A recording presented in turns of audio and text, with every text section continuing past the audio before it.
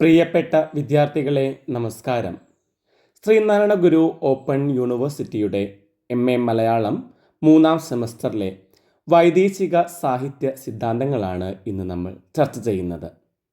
Unit 2 അരിസ്റ്റോട്ടിലിൻ്റെ കാവ്യചിന്തകൾ, Socrates, Plato മുതലായവർക്കൊപ്പം ഗ്രീക്ക് തത്വചിന്തയിലെ മഹാരഥന്മാരിലൊരാളാണ് അരിസ്റ്റോട്ടിൽ. ലോകപ്രശസ്തനായ തത്വചിന്തകൻ. പ്രകൃതിശാസ്ത്രം, തത്വചിന്ത, ഭാഷാശാസ്ത്രം, സാമ്പത്തിക ശാസ്ത്രം, രാഷ്ട്രീയം, മതം, മനഃശാസ്ത്രം എന്നീ മേഖലകളിലെല്ലാം അരിസ്റ്റോട്ടിലിൻ്റെ ചിന്താപദ്ധതി വ്യാപിച്ചിട്ടുണ്ട്. അലക്സാണ്ടർ ചക്രവർത്തിയുടെ അധ്യാപകനും പ്ലേറ്റോയുടെ ശിഷ്യനുമായിരുന്നു. അദ്ദേഹത്തിൻ്റെ പ്രധാനപ്പെട്ട കൃതി 26 അധ്യായങ്ങളും 10,000-ഓളം വാക്കുകളുമുള്ള പൊയറ്റിക്സ് എന്ന കാവ്യശാസ്ത്ര ഗ്രന്ഥമാണ്. പ്ലേറ്റോയുടെ വാദഗതികൾക്ക് അദ്ദേഹം നൽകിയ മറുപടിയാണ് പൊയറ്റിക്സ്. അരിസ്റ്റോട്ടിൽ സ്ഥാപിച്ച വിദ്യാലയമാണ് ലൈസിയം. തത്വശാസ്ത്രവും പ്രഭാഷണ കലയും തുടങ്ങി കായിക അഭ്യാസം വരെയുള്ള കാര്യങ്ങളിൽ ലൈസിയം മാതൃകയായിരുന്നു. ചരിത്രപരമായ തെളിവുകൾ വെച്ച് നോക്കുമ്പോൾ ലോകത്തിലെ ആദ്യത്തെ കാവ്യശാസ്ത്ര ഗ്രന്ഥമാണ് അരിസ്റ്റോട്ടിലിൻ്റെ പൊയറ്റിക്സ്. ഈ കൃതിയിലെ ആദ്യത്തെ 5 അധ്യായങ്ങളിൽ അനുകരണാത്മകമായ കലകളെക്കുറിച്ച് ചർച്ച ചെയ്യുന്നു. ആദ്യത്തെ 5 അധ്യായങ്ങളിൽ അനുകരണാത്മകമായ കലയെക്കുറിച്ചാണ് ചർച്ച. 6 മുതൽ 19 വരെയുള്ള അധ്യായങ്ങളിൽ ദുരന്ത നാടകമാണ് ചർച്ച ചെയ്യുന്നത്. 20 മുതൽ 22 വരെയുള്ള അധ്യായങ്ങളിൽ കാവ്യഭാഷ, കാവ്യശൈലി, പദവിന്യാസം എന്നിവ ചർച്ച ചെയ്യുന്നു. 23ാം അധ്യായത്തിൽ ട്രാജഡിയെക്കുറിച്ച് ചർച്ച ചെയ്യുന്നു. മറ്റധ്യായങ്ങൾ ഇതിഹാസ വിശകലനങ്ങളാണ്. കവിതയ്ക്കെതിരെ പ്ലേറ്റോ ഉയർത്തിയ വിമർശനങ്ങൾക്കുള്ള ശക്തമായ വെല്ലുവിളിയായിരുന്നു പൊയറ്റിക്സ്. കവിത അനുകരണം തന്നെയാണെന്നും പക്ഷേ അത് സത്യത്തിൽ നിന്ന് അകന്നു നിൽക്കുന്നില്ലെന്നും അദ്ദേഹം പറയുന്നു. കവിത അനുകരണമാണ്, പക്ഷേ അത് സത്യത്തിൽ നിന്ന് അകന്നു നിൽക്കുന്നില്ല. വസ്തുവിൻ്റെ പകർപ്പ് മാത്രമാണ് അനുകരണമെന്ന പ്ലേറ്റോയുടെ വാദത്തെ അരിസ്റ്റോട്ടിൽ എതിർക്കുകയാണ്. പ്രകൃതിയുടെ പുനഃസൃഷ്ടിയാണ് അരിസ്റ്റോട്ടിലിൻ്റെ ദർശനത്തിൽ അനുകരണം. പ്രകൃതിയുടെ പുനഃസൃഷ്ടിയാണ് അനുകരണം. ആദർശാത്മകമായ രൂപത്തിൽ വസ്തുക്കളെ സൃഷ്ടിക്കുക എന്നതാണ് അരിസ്റ്റോട്ടിൽ അനുകരണത്തിന് നൽകുന്ന ഉത്തരം. ആദർശാത്മകമായ രൂപത്തിൽ വസ്തുക്കളെ സൃഷ്ടിക്കുക. ബാഹ്യപ്രപഞ്ചത്തിൻ്റെ അന്തസത്തയെ ഗ്രഹിക്കുന്ന കവി ഭാവനാത്മകമായ പുനഃസൃഷ്ടിയിലൂടെ സത്യത്തെ അനുകരിക്കുകയാണെന്ന് അരിസ്റ്റോട്ടിൽ വാദിച്ചു. ബാഹ്യപ്രപഞ്ചത്തിൻ്റെ അന്തസത്തയെ ഗ്രഹിക്കുന്ന കവി ഭാവനാത്മകമായ പുനഃസൃഷ്ടിയിലൂടെ സത്യത്തെ അനുകരിക്കുന്നു. ജീവിതത്തെ 3 തരത്തിലാണ് കല അനുകരിക്കുന്നത്. ജീവിതത്തിൻ്റെ തനതായ അനുകരണം, ആദർശാത്മകമായ ജീവിതത്തിൻ്റെ അനുകരണം, വിമലീകൃതമായ ജീവിതത്തിൻ്റെ അനുകരണം. 1 ജീവിതത്തിൻ്റെ തനതായ അനുകരണം, 2ാമത്തേത് ആദർശാത്മകമായ ജീവിതത്തിൻ്റെ അനുകരണം, 3 വിമലീകൃതമായ ജീവിതത്തിൻ്റെ അനുകരണം. പ്ലേറ്റോയുടെയും അരിസ്റ്റോട്ടിലിൻ്റെയും അനുകരണ സിദ്ധാന്തത്തിലെ പ്രധാന വ്യത്യാസങ്ങൾ പരിശോധിക്കാം. പ്ലേറ്റോ ഭൗതിക ലോകം യാഥാർത്ഥ്യമല്ല, നിഴൽ മാത്രമാണ് എന്ന് പറയുന്നു. അരിസ്റ്റോട്ടിൽ ഭൗതിക ലോകം യാഥാർത്ഥ്യമാണ്. അരിസ്റ്റോട്ടിൽ പറയുന്നു ഭൗതിക ലോകം യാഥാർത്ഥ്യമാണ്. പ്ലേറ്റോ അനുകരണം പകർപ്പിൻ്റെ പകർപ്പാണ്. അരിസ്റ്റോട്ടിൽ പറയുന്നത് ഇങ്ങനെയാണ്: അനുകരണം സർഗാത്മകമായ പുനഃസൃഷ്ടിയാണ്. അനുകരണം സർഗാത്മകമായ പുനഃസൃഷ്ടി. പ്ലേറ്റോ കവികൾ തത്വജ്ഞാനികളല്ല, വികാരജീവികളാണെന്ന് പറയുന്നു. അരിസ്റ്റോട്ടിൽ പറയുന്നത് കവികൾ അനുകരണ വാസന ഉള്ളവരാകയാൽ സാധാരണ മനുഷ്യരെക്കാൾ ശ്രേഷ്ഠരാണ്. അവർ വികാരത്താൽ പാകപ്പെടുത്തിയ വികാരമുള്ളവരാണ്. ഒന്നുകൂടി പറയാം: കവികൾ അനുകരണ വാസനയുള്ളവരാകയാൽ സാധാരണ മനുഷ്യരെക്കാൾ ശ്രേഷ്ഠരാണ്.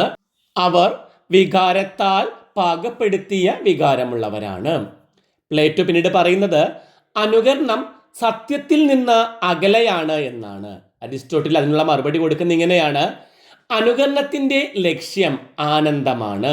അനുകരണത്തിന്റെ ലക്ഷ്യം ആനന്ദമാണ്. അനുകരണം യാഥാർത്ഥ്യവും സത്യവും അനശ്വരവുമാണ്. അനുകരണം യാഥാർത്ഥ്യമാണ്, സത്യമാണ്, അനശ്വരമാണ്. പ്ലേറ്റോ കല അസ്വീകാര്യമാണെന്ന് പറയുമ്പോൾ കല അനിവാര്യമാണ് എന്ന് അരിസ്റ്റോട്ടിൽ പറയുന്നു. കല അനിവാര്യമാണ്. കലകൾ വികാരഭരിതമായതിനാൽ വിജ്ഞാനത്തെയും വിചാരത്തെയും തടയുന്നു എന്നാണ് പ്ലേറ്റോ പറയുന്നത്. കലകൾ വികാരഭരിതമായതിനാൽ വിജ്ഞാനത്തെയും വിചാരത്തെയും തടയുന്നു. അരിസ്റ്റോട്ടിൽ പറയുന്നത് അനുകരണത്തിലൂടെയാണ് മനുഷ്യൻ എല്ലാ അറിവുകളും കരസ്ഥമാക്കിയത്. അതിലൂടെ അറിവ് മാത്രമല്ല ആനന്ദവും ലഭിക്കുന്നുണ്ട്. അനുകരണത്തിലൂടെയാണ് മനുഷ്യൻ എല്ലാ അറിവുകളും കരസ്ഥമാക്കിയത്. അതിലൂടെ അറിവ് മാത്രമല്ല ആനന്ദവും ലഭിക്കുന്നു.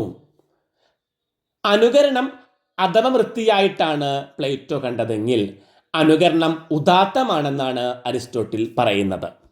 ദുരന്ത നാടക ചർച്ച. സ്വയം പൂർണ്ണവും ഗൗരവം നിറഞ്ഞതും നിശ്ചിത ദൈർഘ്യമുള്ളതുമായ ഒരു ക്രിയയുടെ അനുകരണമാണ് ട്രാജഡി. സ്വയം പൂർണ്ണവും ഗൗരവം നിറഞ്ഞതും നിശ്ചിത ദൈർഘ്യമുള്ളതുമായ ഒരു ക്രിയയുടെ അനുകരണമാണ് ട്രാജഡി. അതിൻ്റെ ഓരോ ഭാഗത്തും ഉചിതമായ ഭാഷ പ്രയോഗിച്ചിരിക്കണം. അത് ആഖ്യാന രൂപത്തിലല്ല, നാട്യരൂപത്തിലാണ് പ്രയോഗിക്കേണ്ടത്. അതിൻ്റെ ഓരോ ഭാഗത്തും ഉചിതമായ ഭാഷയിലായിരിക്കണം. അത് ആഖ്യാന രൂപത്തിലാകാൻ പാടില്ല, നാട്യരൂപത്തിലായിരിക്കണം. ട്രാജഡിയുടെ നിർവചനത്തിന് ശേഷം അരിസ്റ്റോട്ടിൽ അതിൻ്റെ ഘടകങ്ങളെക്കുറിച്ച് ചർച്ച ചെയ്യുന്നുണ്ട്. 6 ഘടകങ്ങൾ ട്രാജഡിക്കുണ്ടെന്നാണ് അദ്ദേഹം പറയുന്നത്. ഒന്നാമത്തേത് ഇതിവൃത്തം അല്ലെങ്കിൽ പ്ലോട്ട്. രണ്ടാമത്തേത് കഥാപാത്ര ചിത്രീകരണം, ക്യാരക്ടർ. 3 ഉചിത ചിന്ത, തോട്ട്. 4 പദശില്പം. 5 ദൃശ്യചമൽക്കാരം. 6 ഗീതം. ഒന്നുകൂടി പറയാം: ഇതിവൃത്തം, കഥാപാത്ര ചിത്രീകരണം, ഉചിത ചിന്ത, പദശില്പം, ദൃശ്യചമൽക്കാരം, ഗീതം. ഇതിൽ ഏറ്റവും പ്രധാനപ്പെട്ടത് പ്ലോട്ടാണ്. പിന്നീട് കഥാപാത്രങ്ങൾ. ഈ 6 ഘടകങ്ങളിൽ ഒന്നിനെയും തീർത്തും അവഗണിക്കാനാവില്ല. എന്നാൽ ദൃശ്യപരത, ഗാനാത്മകത എന്നിവയ്ക്ക് അമിത പ്രാധാന്യവും ലഭിക്കാൻ പാടില്ല. ചിന്ത കഥാപാത്രങ്ങളുടെ സംഭാഷണങ്ങളിലൂടെയാണ് പ്രേക്ഷകർക്ക് ലഭിക്കേണ്ടത്. ചിന്ത കഥാപാത്രങ്ങളുടെ സംഭാഷണങ്ങളിലൂടെയാണ് പ്രേക്ഷകർക്ക് ലഭിക്കേണ്ടത്. അത് നാടകരചനയുടെ ഭാഷയെ ആശ്രയിച്ചിരിക്കുന്നതിനാൽ ഉന്നതമായ ഭാഷാശൈലിയിലാണ് നാടകം രചിക്കപ്പെടേണ്ടത്. നാടകത്തിലെ ഭാഷ ഉന്നതമായ ശൈലിയിലായിരിക്കണം. ഗാനങ്ങൾ അവതരിപ്പിക്കുന്ന സംഘമാണ് കോറസ് എന്നത്. നായകനാണ് ദുരന്തത്തിൻ്റെ കേന്ദ്രം. നായകൻ ശ്രേഷ്ഠനും ഉത്തമനുമായിരിക്കണം. നായകനായിരിക്കണം ദുരന്തത്തിൻ്റെ കേന്ദ്രം. നായകൻ ശ്രേഷ്ഠനും ഉത്തമനുമായിരിക്കണം. തൻ്റെ പ്രവൃത്തിയിലോ സ്വഭാവത്തിലോ ഉള്ള ഒരു ചെറിയ ദൗർബല്യമായിരിക്കണം നായകനെ ദുരന്തത്തിലേക്ക് എത്തിക്കേണ്ടത്. ഇതിനെ സൂചിപ്പിക്കാനായി ഹാമർഷ്യ എന്ന പദമാണ് അരിസ്റ്റോട്ടിൽ ഉപയോഗിച്ചിരിക്കുന്നത്. ഈ വാക്കിൻ്റെ അർത്ഥം ലക്ഷ്യം തെറ്റുക എന്നാണ്. യാഥാർത്ഥ്യത്തെ പറ്റിയുള്ള അറിവില്ലായ്മ കൊണ്ടോ അക്ഷമ കൊണ്ടോ മനുഷ്യന് പറ്റുന്ന ഒരു ലക്ഷ്യം തെറ്റൽ തന്നെയാണ് ഹാമർഷ്യ എന്നത്. യാഥാർത്ഥ്യത്തെ പറ്റിയുള്ള അറിവില്ലായ്മ കൊണ്ടോ അക്ഷമ കൊണ്ടോ മനുഷ്യന് പറ്റുന്ന ഒരു ലക്ഷ്യം തെറ്റൽ തന്നെയാണ് ഹാമർഷ്യ. ഏത് ദുരന്തത്തിലും മനുഷ്യർ അവൻ്റെതായ പങ്കുവഹിക്കണം. തത്വചിന്താപരമായ ഈ അന്തർമണ്ഡലം ആവിഷ്കരിക്കാനാണ് അരിസ്റ്റോട്ടിൽ ഹാമർഷ്യ എന്ന പദം ഉപയോഗിച്ചിരിക്കുന്നത്. ഇതിവൃത്തത്തെ ലളിതം, സങ്കീർണം എന്നീ 2ആയിട്ട് അരിസ്റ്റോട്ടിൽ വിഭജിക്കുന്നുണ്ട്. സങ്കീർണമായ ഇതിവൃത്തമാണ് ശ്രേഷ്ഠമായിട്ടുള്ളത്. സ്ഥിതി വിപര്യമോ പ്രത്യഭിജ്ഞാനമോ കൂടാതെ സംഭവിക്കുന്നതാണ് ലളിതം. സ്ഥിതി വിപര്യമോ പ്രത്യഭിജ്ഞാനമോ കൂടാതെ സംഭവിക്കുന്നതാണ് ലളിതം. നാടകത്തിലെ പ്രധാനപ്പെട്ട 3 ത്രയങ്ങളാണ് സ്ഥലകാല ക്രിയൈക്യം എന്നത്. ഉത്തമ കലയുടെ പ്രത്യക്ഷീകരണമായ ഭാഷയാണ് ഉചിതമായ ചിന്ത. ദാർശനികമായ വീക്ഷണമായിരിക്കണം ചിന്ത എന്നതുകൊണ്ട് അരിസ്റ്റോട്ടിൽ അർത്ഥമാക്കുന്നത്. പദശില്പം, വാക്കുകളിൽ അർത്ഥത്തെ ആവിഷ്കരിക്കലാണ് പദശില്പം. വാക്കുകളിൽ അർത്ഥത്തെ ആവിഷ്കരിക്കൽ. അതിനുവേണ്ടി പദങ്ങൾ അടുക്കുന്നതിൽ കവി കാണിക്കുന്ന കൗശലം വളരെ നിർണായകമാണ്. യഥോചിതം അടക്കുന്ന പദങ്ങൾക്ക് ആശയ സംവേദന ശക്തിയുണ്ട്. രംഗവേദിയുടെ പ്രാധാന്യത്തെക്കുറിച്ച് അരിസ്റ്റോട്ടിന് വ്യക്തമായ കാഴ്ചപ്പാടുകൾ ഉണ്ടായിരുന്നു. ദുരന്ത നാടകത്തിൻ്റെ അലങ്കാരം എന്ന നിലയിൽ മാത്രമേ ഗീതത്തെ അരിസ്റ്റോട്ടിൽ പരിഗണിക്കുന്നുള്ളൂ. ആത്മാവിലേക്ക് അതിന് പ്രവേശനമില്ല. ദുരന്ത നാടകത്തിൻ്റെ അലങ്കാരം എന്ന നിലയിലാണ് ഗീതം പരിഗണിക്കുന്നത്. നാടകത്തിൻ്റെ ആത്മാവിലേക്ക് ഗീതത്തിന് പ്രവേശനമില്ല. കഥാർസിസ്, അരിസ്റ്റോട്ടിലിൻ്റെ അഭിപ്രായത്തിൽ കവിത ബോധപൂർവമായ ഒരു പ്രക്രിയയുടെ ഫലമാണ്. അരിസ്റ്റോട്ടിലിൻ്റെ അഭിപ്രായത്തിൽ കവിത എന്ന് പറയുന്നത് ബോധപൂർവമായ ഒരു പ്രക്രിയയുടെ ഫലമാണ്. കവിത സാധാരണ മനുഷ്യരുടെ വികാരങ്ങളെ ഇളക്കുന്നു എന്ന പ്ലേറ്റോയുടെ ആരോപണത്തെ അത് മനുഷ്യൻ്റെ മനസ്സുകളെയും വികാരങ്ങളെയും ശുദ്ധീകരിക്കുകയാണ് ചെയ്യുന്നതെന്ന് അരിസ്റ്റോട്ടിൽ പറയുന്നു. ഈ വാദത്തെ സമർത്ഥിക്കുന്നതിനായിട്ടാണ് കഥാർസിസ് എന്ന സാങ്കേതിക പദം അദ്ദേഹം ഉപയോഗിച്ചത്. വികാര വിരേചനം, വിമലീകരണം എന്നൊക്കെയാണ് ആ പദത്തിൻ്റെ അർത്ഥം. ഹിപ്പോക്രാറ്റസിൻ്റെ വൈദ്യശാസ്ത്ര ഗ്രന്ഥത്തിലാണ് ഈ വാക്ക് ഉപയോഗിക്കപ്പെട്ടിട്ടുള്ളത്. ഒരു വൈദ്യപുത്രനായ അരിസ്റ്റോട്ടിൽ അത് കടമെടുക്കുകയാണ് ചെയ്തത്. ചെറിയ മരുന്നുകൾ നൽകി വയറ്റിൽ നിന്ന് മാലിന്യം പുറത്തു കളയുക എന്നതാണ് ഈ പദത്തിൻ്റെ ഉദ്ദേശ്യം.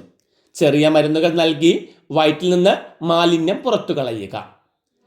ആഭിചാരക്രിയകളിലൂടെ പ്രേതബാധ അകറ്റുന്ന മതകർമ്മങ്ങളുടെ ഛായയും ഈ സിദ്ധാന്തത്തിന് ഉണ്ട്. ദുരന്തപൂർണമായ കവിതകൾ വായിച്ച് ആസ്വാദക മനസ്സിൽ ഭയവും കരുണയും ഉണ്ടാകുമെന്നും അത് കാരണമായി അവരുടെ മനസ്സ് തെറ്റുകളിൽ നിന്ന് മുക്തമായി വിമലീകരിക്കപ്പെടുമെന്നും അരിസ്റ്റോട്ടിൽ സിദ്ധാന്തിക്കുന്നു. ദുരന്തപൂർണമായ കവിതകൾ വായിച്ച് ആസ്വാദക മനസ്സിൽ ഭയവും കരുണയും ഉണ്ടാകുമെന്നും അത് കാരണമായി അവരുടെ മനസ്സ് തെറ്റുകളിൽ നിന്ന് മുക്തമായി വിമലീകരിക്കപ്പെടുമെന്നും അരിസ്റ്റോട്ടിൽ സിദ്ധാന്തിച്ചു. ഉദാത്ത സ്വഭാവമുള്ള നായകരുടെ ദുരന്തമേ പ്രേക്ഷക മനസ്സിൽ ഭയകരുണാദികൾ ഉദ്ദീപിപ്പിക്കുകയുള്ളൂ. യൂറിപ്പിഡസിൻ്റെ നാടകങ്ങളാണ് അരിസ്റ്റോട്ടിൽ ഇതിന് ഉദാഹരണമായി കാണിക്കുന്നത്. കഥാർസിസിൻ്റെ മതപരമായ വ്യാഖ്യാനം മതപരമായ അശുദ്ധിയെ അനുഷ്ഠാനം കൊണ്ട് നിർമാർജനം ചെയ്യുക എന്നതാണ്. മതപരമായ അശുദ്ധിയെ അനുഷ്ഠാനം കൊണ്ട് നിർമാർജനം ചെയ്യുക. കഥാർസിസിൻ്റെ ധാർമ്മികമായ വ്യാഖ്യാനം നോക്കാം. ഹംഫ്രി ഹൗസ് കഥാർസിസിനെ വ്യാഖ്യാനിച്ച ഒരാളാണ്. പ്ലേറ്റോ കലയെ തള്ളിക്കളഞ്ഞതിൻ്റെ കാരണങ്ങളെ അരിസ്റ്റോട്ടിൽ ചോദ്യം ചെയ്തു.